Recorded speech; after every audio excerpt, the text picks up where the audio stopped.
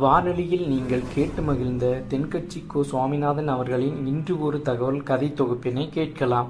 வாழ்க்கையில் சில சந்தர்ப்பங்களில் நாம் சில அவமானங்களை சந்திச்சே தீர வேண்டியிருக்கு. என்ன பண்ணுறது, காலம் அப்படி. அவமானப்படுறவங்க உடனே அடங்கி போய்டுறது தான் உலக வழக்கம். அவமானப்பட்டால் உடனே சீறி எழறவங்களும் உண்டு. ஆனால் அதையே ஒரு சவாலாக எடுத்துக்கிட்டு முன்னுக்கு வர்றவங்களும் சில பேர் இருக்கிறாங்க. அவங்க ரொம்ப அபூர்வம். இன்றைக்கி மனோதத்துவ நிபுணர்கள்லாம் என்ன சொல்கிறாங்க தெரியுமா?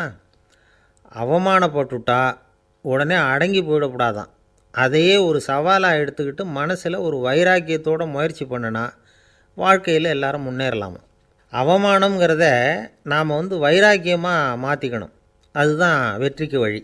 ராமர் இந்த பூமியில் பிறந்ததே ஒரு வைராக்கியத்தினால தான் சார் அப்படின்னார் ஒருத்தர். எப்படிங்க அது அப்படின்னு கேட்டேன். அவர் சொன்னார், தசரதருக்கு ராமர் குழந்தையாக பிறக்கணும், அப்போ தான் இங்கே இருக்கிற கஷ்டங்கள்லாம் நீங்கும் அப்படின்னு சர்வ லோகமும் எதிர்பார்த்துக்கிட்டு இருக்குது. ஆனால் அவர் எப்போ பிறப்பார் அப்படின்னு யாருக்கும் தெரியல. அந்த காரியம் சீக்கிரம் நடக்கணுமே, அதுக்கு என்ன பண்ணுறது? நாரதர் வந்தார் ஒரு நாள் தசரதரை தேடி. தசரதா, உனக்கு ஒரு செய்தி தெரியுமான்னு ஆரம்பித்தார். அவர் எப்பவும் இப்படித்தானே ஆரம்பிக்கிறது வழக்கம். என்ன விஷயம்னு கேட்டார் தசரதர். தசரதா, நீ அடிக்கடி உன்னோட தேரில் ஏறிக்கிட்டு தேவலோகத்துக்கு போகிற, அங்கே போகிற வர்ற எல்லாம் பண்ணிகிட்ருக்க, எல்லாம் சரி.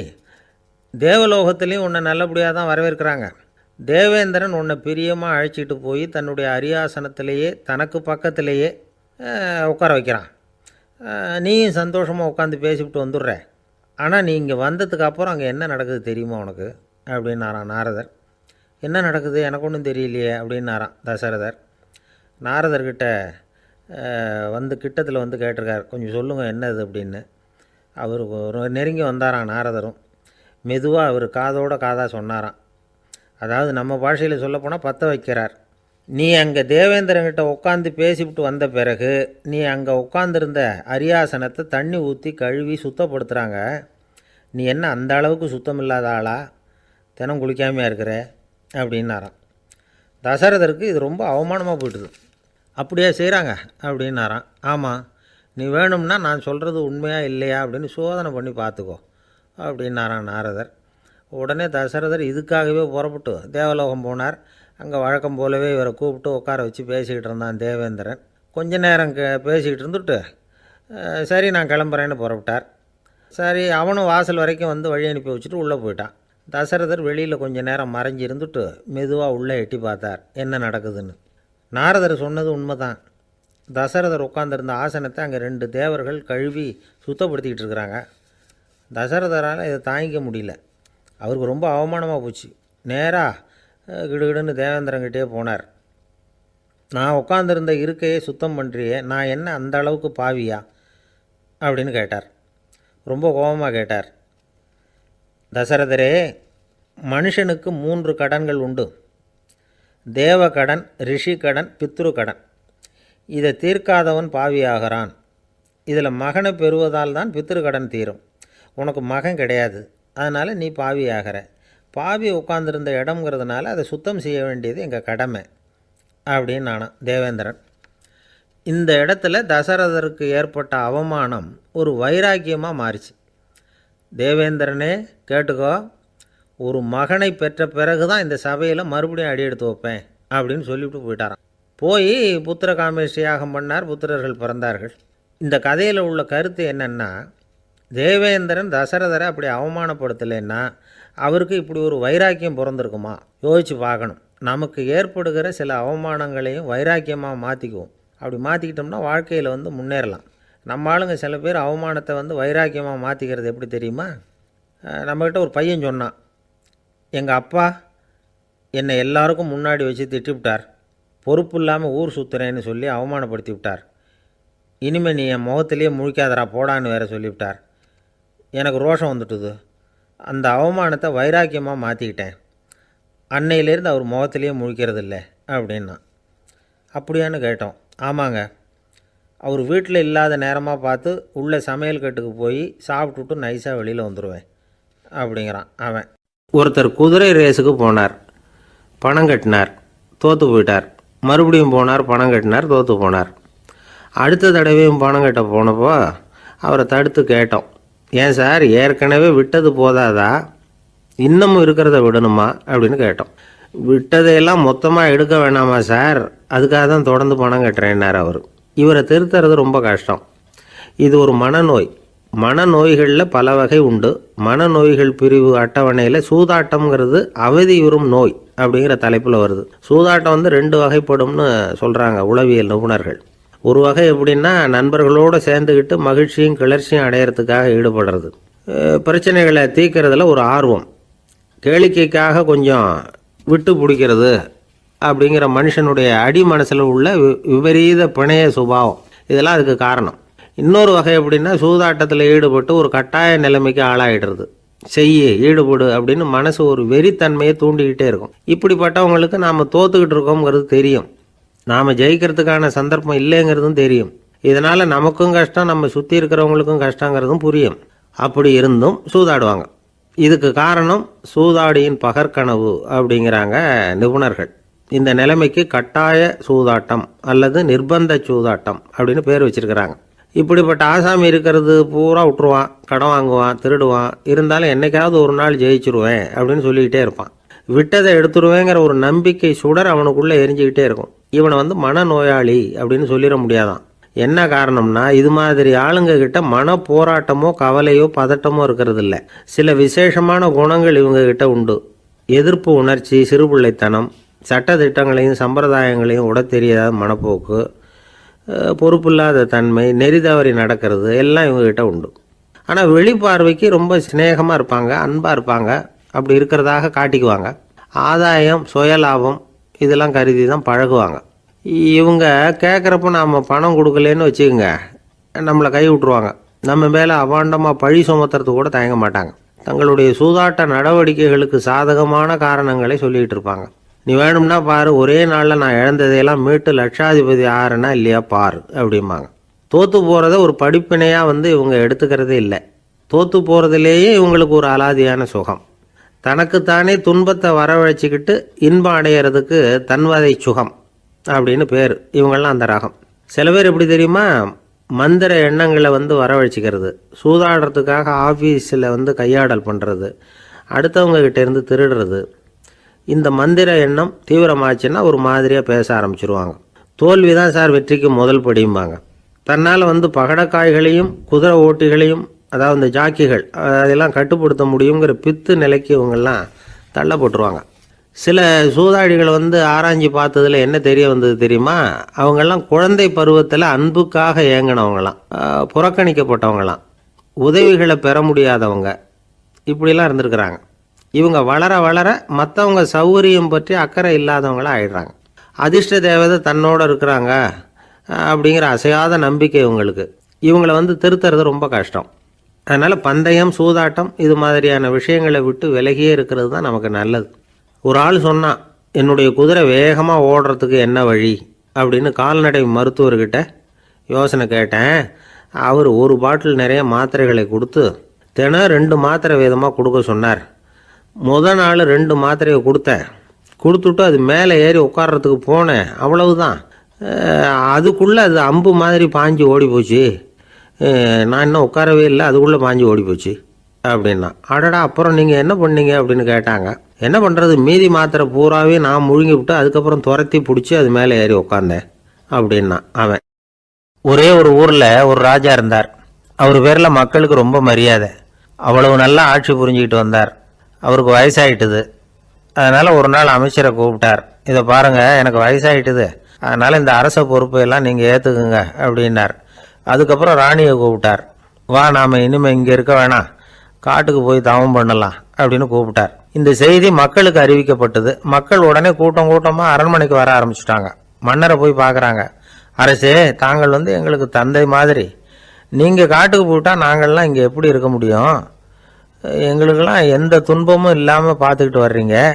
இது மாதிரியான ஒரு அரசாட்சி இல்லைன்னா மக்கள் வாழ்ந்து என்ன பயன் அப்படின்னாங்க. இருந்தாலும் என்ன பண்ணுறது, வயசாயிட்ட காரணத்தினால இந்த முடிவுக்கு வர வேண்டியிருக்குது அப்படின்னாரா ராஜா. அப்படின்னா நீங்கள் காட்டுக்கு போக வேணாம், நாங்கள் போகிறோம். நாங்கள் அங்கே போய் தவம் பண்ணுறோம், வழிபாடு பண்ணுறோம். கடவுள் வருவார், அவர்கிட்ட வரம் வாங்கிட்டு வந்துடுறோம் அப்படின்னாங்களாம். அப்படி சொல்லிவிட்டு உடனே எல்லாரும் காட்டுக்கு போனாங்க. நாட்டு மக்கள் எல்லாரும் ஒட்டு மொத்தமாக வந்து காட்டில் உட்காந்துக்கிட்டு தவம் பண்ணுறதை பார்த்தார் கடவுள். உடனே புறப்பட்டு வந்தார். எல்லாரும் இப்படி வந்து உட்காந்துருக்கிறீங்களே, என்ன வேணும் உங்களுக்கு அப்படின்னு கேட்டார். உடனே மக்கள் எல்லாரும் ஒரு குரலில் சொன்னாங்க, சுவாமி, எங்கள் மன்னன் ரொம்ப நாளைக்கு நல்லபடியாக இருக்கணும். அவர் வந்து மகிழ்ச்சியாகவும் உடல் நலத்தோடும் இருந்தாதான் நாங்கள் அமைதியாக வாழ முடியும் அப்படின்னாங்க. சரி, அதுக்கு என்ன செய்யணும் அப்படின்னார் ஆண்டவன். எங்கள் மன்னருக்கு இன்னும் ஒரு 100 வருஷம் ஆயுளை கொடுங்க அப்படின்னாங்க. அவ்வளவு தானே, சரி அப்படியே ஆகட்டும் அப்படின்னு சொல்லிவிட்டு ஆண்டவன் போயிட்டார். மக்கள் மகிழ்ச்சியோடு திரும்பி வந்தாங்க. மன்னா, கடவுள் வரம் கொடுத்துட்டார், நீங்கள் 100 வருஷம் வாழ போகிறீங்க அப்படின்னாங்க. இதை கேட்டதும் ராணி ராஜாவை வணங்கி நான் தவம் செய்ய போகிறேன் அப்படின்னு புறப்பட்டாங்க. உடனே மக்கள் என்ன நினச்சாங்க தெரியுமா? ஐயோ, நாம் ராஜாவுக்கு மட்டும்தானே நீண்ட ஆயுள் வேணும்னு வரம் வாங்கினோம், ராணிக்கு வாங்கலையே, அதுதான் கோபத்தில் புறப்பட்டாங்க போல இருக்கு அப்படின்னு நினச்சி வருத்தப்பட்டாங்க. ஆனால் ராணி நினச்சது அது இல்லை. ராணி போய் தவம் பண்ணாங்க, கடவுள் காட்சி கொடுத்தார். இவங்க கேட்குறாங்க, சுவாமி, ராஜாவுக்கு மட்டும் 100 வருஷம் ஆயுள்னு வரம் கொடுத்துட்டீங்க, அப்படின்னா குடிமக்களும் 100 வருஷம் இருக்கணும். இப்படிப்பட்ட குடிமக்கள் இல்லைன்னா அப்படிப்பட்ட அரசன் இருந்து என்ன பிரயோஜனம் அப்படின்னாங்களாம். ஆண்டவன் பார்த்தார், சரி அவங்களும் 100 வருஷம் வாழ்வாங்க, அது மட்டும் இல்லை நீயும் 100 ஆண்டு காலம் வாழ வரமளிக்கிறேன் அப்படின்னு சொல்லிவிட்டு மறைஞ்சிட்டார். இதில் ஆண்டவன் வர்றதும் மறையிறதும் முக்கியம் இல்லை. இதில் கவனிக்க வேண்டியது ஆள்கிறவனின் விசாலமானம், குடிமக்களின் விசாலமானம், ஆள்கிறவன் மனைவியினுடைய விசாலமானம். இப்படி ஒரு நாடு இருந்துட்டுதுன்னா எப்படி இருக்கும் வாழ்க்கை நினச்சி பாருங்க. அதனால தான் பெரியவங்கள்லாம் சொல்கிறாங்க, இதய வாசல் திறந்தே இருக்கணும், இதயத்தின் கதவுகளை மூடாதீங்க அப்படின்னு சொல்லுவாங்க. என்கிட்ட ஒருத்தர் சொன்னார், என்னுடைய இதய வாசல் எப்பவும் திறந்தே தான் இருக்குதுன்னார். எதனால் அப்படி சொல்கிறீங்க அப்படின்னு கேட்டோம். டாக்டரே சொல்லிவிட்டார், என்னுடைய இதயத்தில் ஒரு ஓட்டை இருக்குது அப்படின்னு, வால்வு சரியில்லையா அப்படிங்கிறார். கடற்கரை ஓரமாக ஒரு பெரியவர் கையால் மணலை கீறிக்கிட்டே உட்காந்துருக்கிறார். என்னத்தையும் தேடிட்டு இருக்கிறது மாதிரி தெரிஞ்சுது. மெதுவாக கிட்டத்தில் போய் என்னத்தை தேடிட்டு இருக்கிறீங்க அப்படின்னு கேட்டோம். அவரு சாவகாசமாக நிமிந்து பார்த்து நிம்மதியை தேடிட்டு இருக்கிறேன்னார். நாங்கள் ஒரு மாதிரி ஆயிட்டோம். இருந்தாலும் சமாளிச்சுக்கிட்டு, சார், மணலில் வந்து கிழிஞ்சல் தான் கிடைக்கும், நிம்மதி கிடைக்காது அப்படின்னோம். சரி, இன்னைக்கு வசமா நம்மகிட்ட ஒரு ஆள் மாட்டிக்கிட்டார் அப்படின்னு நினைச்சு அவர் பக்கமா போய் உட்காந்துக்கிட்டு கதை சொல்ல ஆரம்பிச்சிட்டோம். ஒரு பெரிய மன்னர் இருந்தார், அவருக்கு எல்லா வசதியும் இருந்தது. இருந்தாலும் ஒரே ஒரு குறை, அது என்னன்னா நிம்மதி இல்லைங்கிற குறை. அரண்மனையில தினமும் கலை நிகழ்ச்சி, நாட்டியம் எல்லாம் நடந்துகிட்டு தான் இருந்தது, இருந்தாலும் நிம்மதி இல்லை. சரி, நிம்மதி எங்க கிடைக்கும் அப்படின்னு தேட ஆரம்பிச்சார். உடனே அதுக்கான முயற்சிகள்ல தீவிரமா இறங்கினார். நாட்டில் உள்ள தத்துவ மேதைகளை எல்லாம் கூப்பிட்டுட்டு வர சொன்னார். எல்லாரும் வந்து சேர்ந்தாங்க. அவங்கள பார்த்து நிம்மதி எங்க இருக்குது அப்படின்னு விசாரிச்சார். அவங்களுக்கு அது தெரிஞ்சா ஏன் இப்படி ராஜா முன்னாடி வந்து நின்றுட்டு இருக்க போறாங்க? ராஜாவோட கேள்விக்கு ஒவ்வொருத்தரும் ஒவ்வொரு மாதிரி விளக்கம் கொடுக்க ஆரம்பிச்சிட்டாங்க. எந்த பதிலும் ராஜாவுக்கு திருப்தி அளிக்கக்கூடிய அளவுக்கு இல்லை. சரி, போயிட்டு வாங்கன்னு சொல்லி அவங்களெல்லாம் அனுப்பி வச்சுட்டார். ஒரு நாள் அவர் மாளிகையில உப்பருகையில நின்றுட்டு இருக்கிறார். அந்த சமயத்துல தெருவில் ஒரு பிச்சைக்காரன் ரொம்ப உல்லாசமா பாட்டு பாடிக்கிட்டே போயிட்டு இருக்கிறான். குரல்ல ஒரு சந்தோஷம், நடையில ஒரு மிடுக்கு. அவங்ககிட்ட கொஞ்சம் கூட கவலை இருக்கிறதா தெரியல. உடனே ராஜா அதை பார்த்தார். ஏவலாளிகளை வந்து கைதட்டி கூப்பிட்டார். உடனே ஓடி போய் அந்த பிச்சைக்காரனை இங்க அழைச்சிட்டு வாங்கன்னு உத்தரவு போட்டார். இவங்க உடனே ஓடி போய் அவனை கூப்பிட்டாங்க. அரண்மனைக்கு வாழ்ந்தாங்க. அவன் வரல. அரண்மனைக்கு உள்ள அடி எடுத்து வைக்க மாட்டேன்னு சொல்லிவிட்டான். ராஜா கிட்ட வந்து விஷயத்தை சொன்னாங்க. அவருக்கு ரொம்ப ஆச்சரியம், இப்படி ஒரு ஆள் இருக்கிறானா அப்படின்னு. சரி, அவன் என்னதான் சொல்றான் அப்படின்னு விசாரிச்சார். இவங்க மறுபடியும் தெருவுக்கு போய் கேட்டாங்க. என்னை பார்க்கணும்னா ராஜா விருப்பப்பட்டாருன்னா அவரை வேணும்னா இங்க வர சொல்லுங்க அப்படின்னு சொல்லிவிட்டான். அதை வந்து ராஜா கிட்ட சொன்னாங்க. அவருக்கு கோபம் வரல. இவ்வளவு சுதந்திர உணர்வோடு இருக்கிறவன் சாதாரண ஆளா இருக்க முடியாது அப்படின்னு நினைச்சார். உடனே கிடுகிடுன்னு இறங்கி தெருவுக்கு வந்தார். பிச்சைக்காரங்கிட்ட போனார். நீ கவலைப்படாம சந்தோஷமா பாடிக்கிட்டு போறியே, அது எப்படி முடியுது உன்னால அப்படின்னு கேட்டார். ஏன் அப்படி கேக்குறீங்கன்னு அவன், அதுக்கு இல்ல, எனக்கு அரண்மனையில எவ்வளவோ சுகபோகங்கள்லாம் இருக்கு, இருந்தாலும் நிம்மதி இல்லை. இது ஏன்னு எனக்கு தெரியல. இந்த தேசத்துல உள்ள அறிஞர்களை எல்லாம் கூப்பிட்டு கேட்டு பார்த்துட்டேன், அவங்களுக்கும் தெரியல. உன்னை கேட்டா தெரியும்னு நினைச்சேன், அதனாலதான் சந்திக்கிறதுக்கு ஆசைப்பட்டேன். ஆனா நீ வரமாட்டேன்னு விட்டியே அப்படின்னார். பிச்சைக்காரன் கடகடன்னு சிரிக்க ஆரம்பிச்சுட்டான். மகிழ்ச்சிக்கும் உங்களுக்கும் தடையா இருக்கிறது இந்த மாளிகை தான். இதை விட்டுட்டு வெளியில வந்துட்டா நிம்மதி தேடிட்டு வந்துரும்னா. நான் அரசன், எனக்குன்னு கடமைகள் இருக்கு, அதையெல்லாம் விட்டுட்டு எப்படி வர முடியும்னார் ராஜா. ரெண்டும் ஒரே நேரத்துல கிடைக்கணுங்கிறது முடியாத காரியம். உங்க சுகபோகத்துக்கு விலையாதான் உங்க நிம்மதியை கொடுத்துக்கிட்டு இருக்கிறீங்க. என்ன பாருங்க, என்கிட்ட எதுவும் இல்லை, அதனால எதுவும் போயிடுமோங்கிற பயமும் இல்லை, நிம்மதியா இருக்கிறேன் அப்படின்னா அவன். ராஜா உடனே சந்தோஷப்பட்டு தன்னுடைய மேலங்கியை எடுத்து அவனுக்கு பரிசா கொடுத்தாரான். அவன் சிரிச்சுக்கிட்டே அதை வாங்க மாட்டேன்னு விட்டானான்.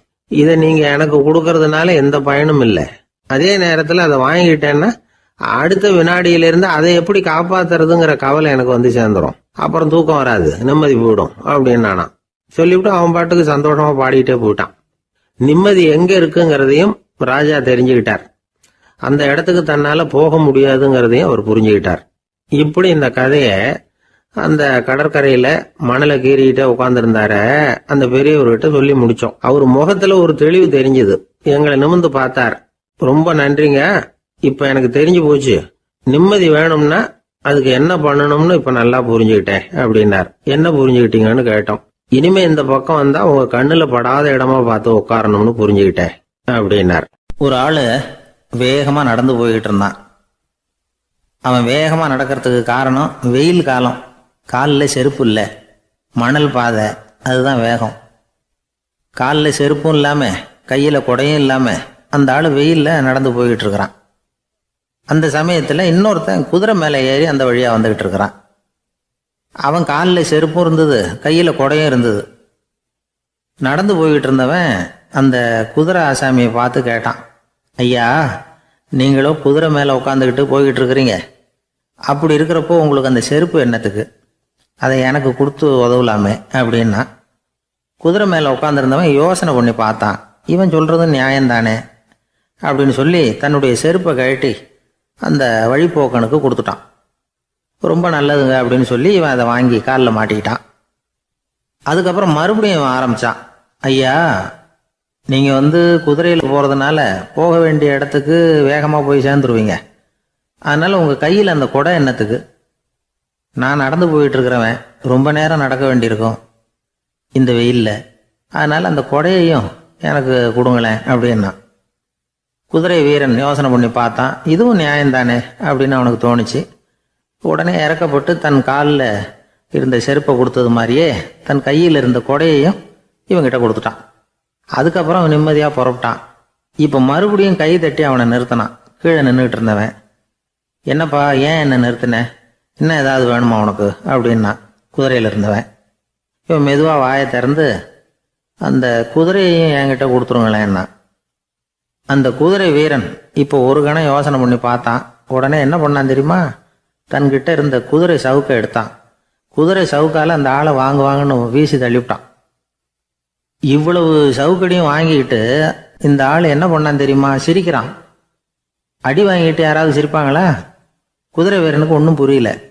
என்னப்பா அது, ஏன் இப்படி அடி வாங்கிட்டு இப்படி சிரிக்கிறியே அப்படின்னு கேட்டான். இப்போ அந்த வழிப்போக்கன் சொல்றான், ஐயா, நான் இப்படி சிரிக்கிறதுக்கு காரணம் இருக்கு. இப்படி குதிரை கேட்டு உங்ககிட்ட அடி வாங்கலைன்னு வச்சுக்கோங்க, என் உயிர் உள்ள வரைக்கும் மனசுல ஒரு தவிப்பு இருந்துகிட்டே இருக்கும். செருப்பையும் கொடையையும் கேட்ட உடனே கொடுத்தவன் குதிரையையும் கேட்டிருந்தா கொடுத்துருப்பானோ அப்படிங்கிற பேராசையில ஏங்கிக்கிட்டே இருந்திருப்பேன். இப்போ உங்ககிட்ட அடி வாங்கின பிறகு என்னுடைய அந்த சந்தேகம் தீர்ந்து போச்சு. என்னுடைய ஆசைக்கு எல்லை எது அப்படிங்கிறத எனக்கு புரிஞ்சுட்டுது அப்படின்னு சொல்லிவிட்டு அவன் நடக்க ஆரம்பிச்சுட்டானான். ஆசைக்கும் எல்லை உண்டு அப்படிங்கிறத விளக்கறதுக்காக வாரியார் சுவாமிகள் சொல்ற கதை இது. இந்த காலத்திலயும் ஒருத்தன் அது மாதிரி கொடை செருப்போட குதிரையில போய்கிட்டு இருந்தான். எதிரில் நடந்து வந்தவன், ஐயா, உங்க கொடையை எனக்கு கொடுங்களேன்னு கேட்டான். உடனே அவன் குதிரையிலேருந்து கீழே குதிச்சு அவனை சாட்டையால் அடிக்க ஆரம்பிச்சுட்டான். இன்னொருத்தர் அந்த வழியா வந்தவர் இதை பார்த்தார். ஏன்பா, அவன் கேட்டான், உன்னால முடியலன்னா இல்லைன்னு சொல்லிட வேண்டியது தானே, அதுக்காக ஏன் இப்படி அவனை போட்டு அடிக்கிறேன்னு கேட்டார். உங்களுக்கு விவரம் புரியாது சார், காலம் ரொம்ப கெட்டு போச்சு. கேட்டதை கொடுத்தேன்னு வச்சுக்கோங்க, இந்த குதிரையே என்னோடது, அவன் திருடிக்கிட்டு போறான் அப்படின்னு என் பேரில் புகார் கொடுக்க ஆரம்பிச்சிருவான் சார் அப்படின்னா. அது எப்படி அவ்வளவு உறுதியா சொல்றேன்னு கேட்டார் அவரு. ஏற்கனவே அது மாதிரி ஒருத்தன் பேரில் புகார் கொடுத்துட்டு தான் இந்த குதிரையை நான் தள்ளிட்டு வந்துகிட்டு இருக்கிறேன் அப்படின்னார். ராமகிருஷ்ணர் வாழ்ந்த காலத்துல நடந்த ஒரு நிகழ்ச்சி இது. அப்போது ஒரு ஓவியர் இருந்தாராம். அவருக்கு ஒரு ஆசை, ராமகிருஷ்ணர் படத்தை வரையணும், அதை அவர்கிட்டயே கொண்டுட்டு போய் காட்டி அபிப்பிராயம் கேட்கணும். இதுதான் அந்த ஓவியரின் ஆசை. உடனே ராமகிருஷ்ணர் படத்தை வரைஞ்சி முடித்தார். அதை எடுத்துக்கிட்டு போனார். இவர் போன சமயம் அங்கே ராமகிருஷ்ணர் சீடர்களோடு உட்காந்துருக்கிறார். விவேகானந்தர் அங்கே இருக்கிறார். இந்த ஓவியர் கொண்டுகிட்டு போய் தான் வரைந்த ஓவியத்தை அவர்கிட்ட காட்டினார். ராமகிருஷ்ண பரமஹம்சரின் ஓவியத்தை ராமகிருஷ்ணர்கிட்டயே காட்டுறார். ராமகிருஷ்ணர் என்ன பண்ணார் தெரியுமா? அந்த படத்தை பார்த்தார். உடனே அது காலை தொட்டார்.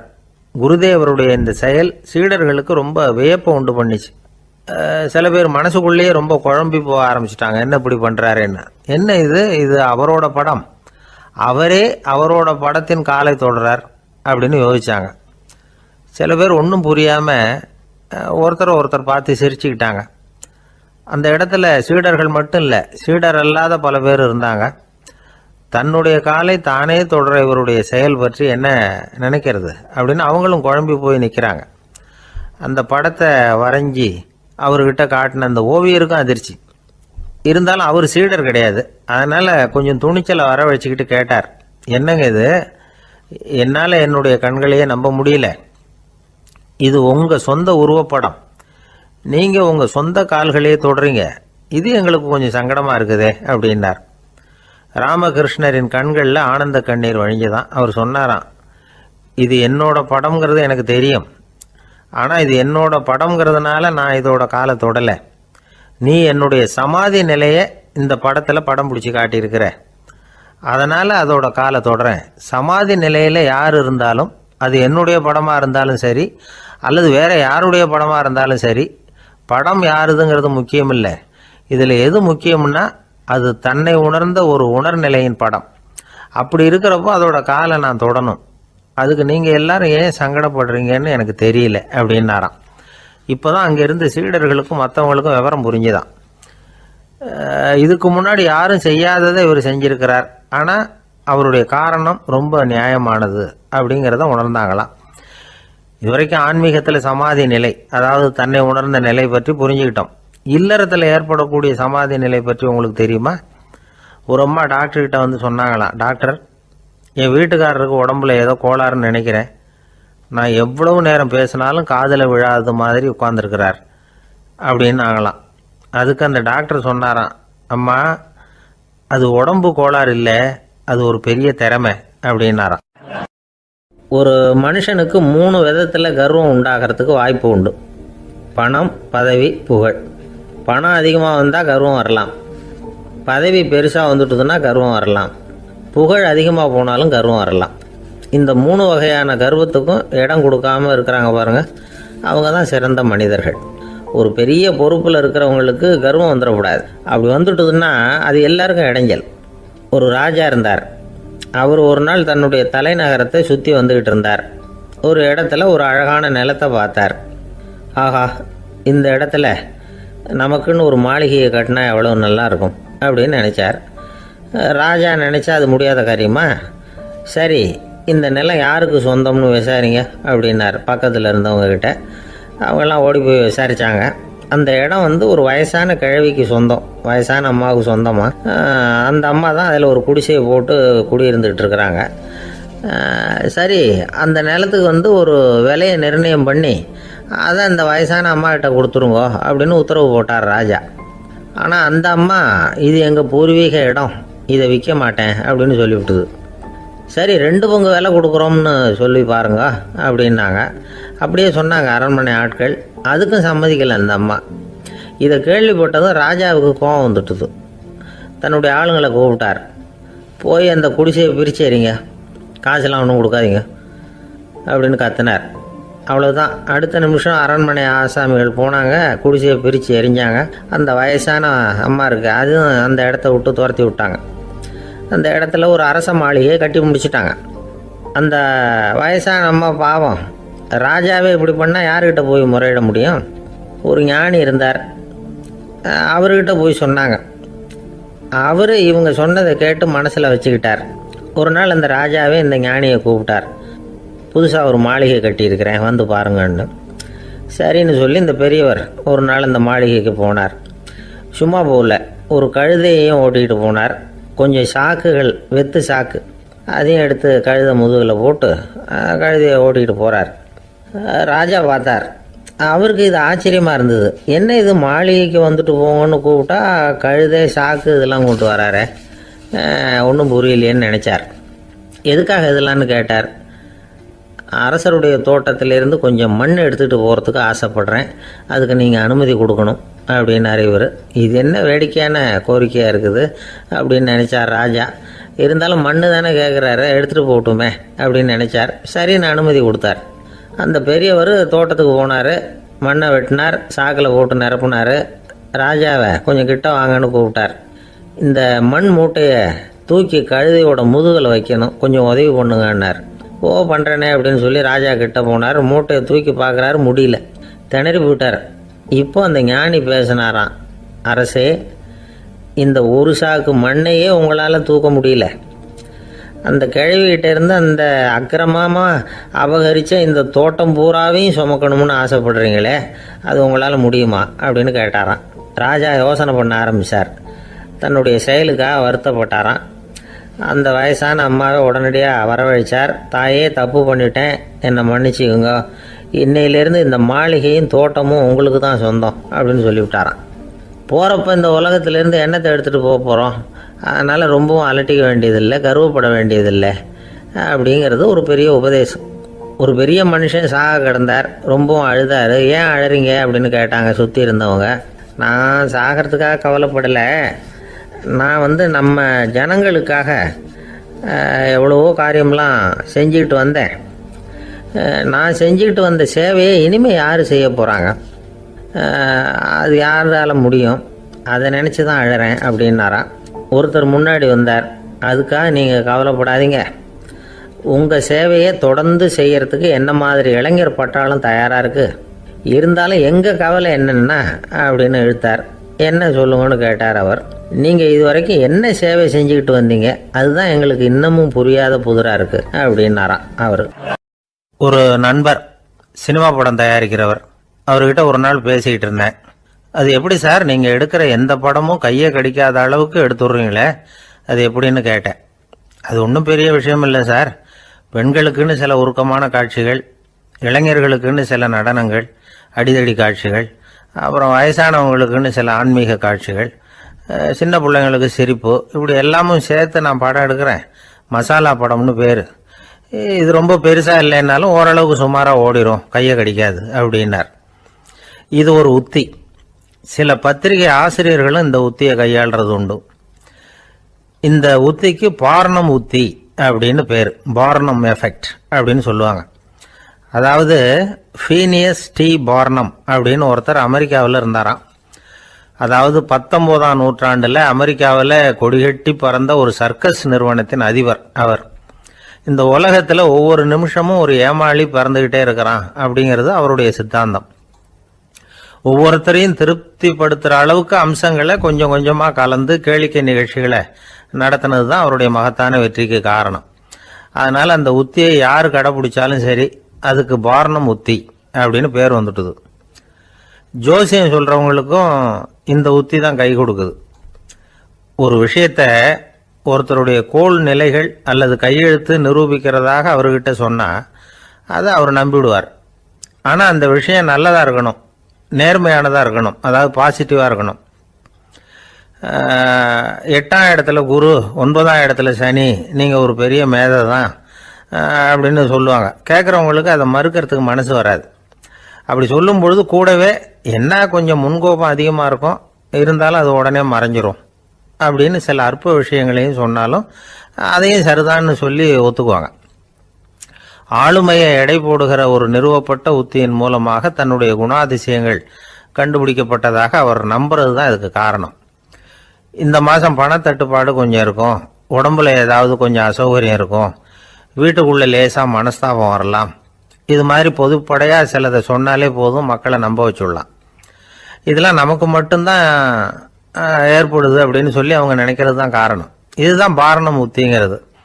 மனிதர்கள் பாராட்டுகளை விரும்புகிறதும் விமர்சனங்களை வெறுக்கிறதும் பார்னம் உத்தியின் அடுத்த கூறு. அதனால் ஒருத்தருக்கு ஜோசியம் சொன்னாலும் சரி, அவருடைய ஆளுமையை மதிப்பிடுறதாக இருந்தாலும் சரி, அவரை புகழற மாதிரி இருந்தாலும் சரி, அப்படி இருந்தால் தான் அது சரியாக இருக்கும். சாதகமான விஷயங்களை அதிகமாகவும் பாதகமான விஷயங்களை நாசூக்காகவும் சொன்னால் மக்கள் அதை நம்பிவிடுவாங்க. ஒருத்தரை கருமின்னு சொன்னால் ஏற்றுக்க மாட்டார். அதையே கொஞ்சம் மாற்றி நீங்கள் கொஞ்சம் சிக்கனமான ஆசாமி அப்படின்னு சொன்னால் நீங்கள் சொல்கிறது சரிதான் சார் அப்படிம்பார். நீங்கள் பெரிய செலவாளி தான், இருந்தாலும் நல்ல விஷயங்களுக்கு தான் செலவழிப்பீங்க அப்படின்னு சொல்லணும்.